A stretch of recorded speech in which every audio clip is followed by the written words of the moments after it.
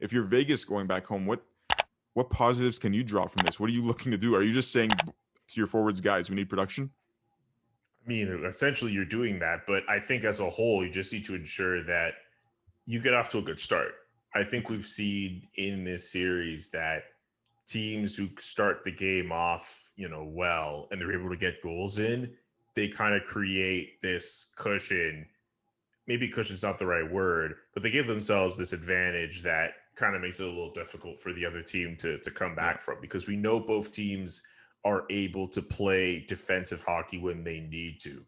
So I Right. think if you're Vegas and you're at home, as opposed to what we've seen earlier in the series where the Canadiens were able to play in front of that T-Mobile Arena crowd and they were able to kind of suck out the energy from the way that they start games, Vegas, just like what they did in game 3, they need to find a way to take it to the Canadiens from jump and get some goals to start. Whether it's at this point now, like, I mean, I know we're kind of looking at the forwards and we're trying to see like, oh, why is it that the Vegas forwards aren't necessarily playing?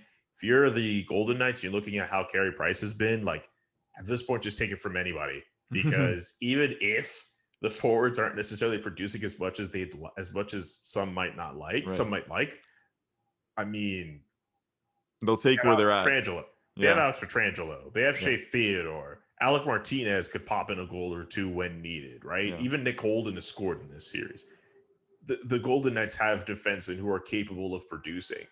So I think at this point, the Golden Knights will be able to take offense from wherever they can get it at this point. It's the That's a playoffs. You have to get it from somebody. that's a good point. Two things I want to mention here.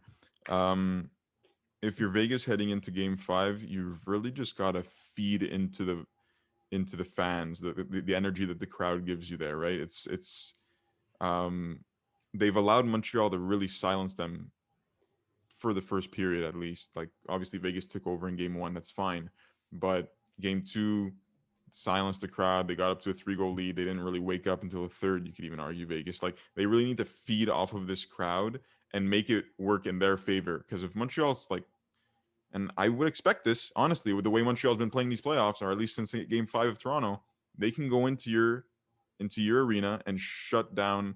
Granted, this is the first crowd I could actually say shut down your crowd in this series, but they could really play a frustrating style of hockey. You go in there, you're super pumped, and then you see this team that's just battling for every loose puck in the corner, pinning you in your zone.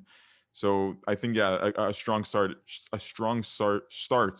be emphasized for Vegas. And they've mentioned this multiple times. You've seen this from Mark Stone, you've seen this from Alex Petrangelo. All the guys are saying though that's what's been burning us so far, not only in the series but against other teams in the playoffs as well.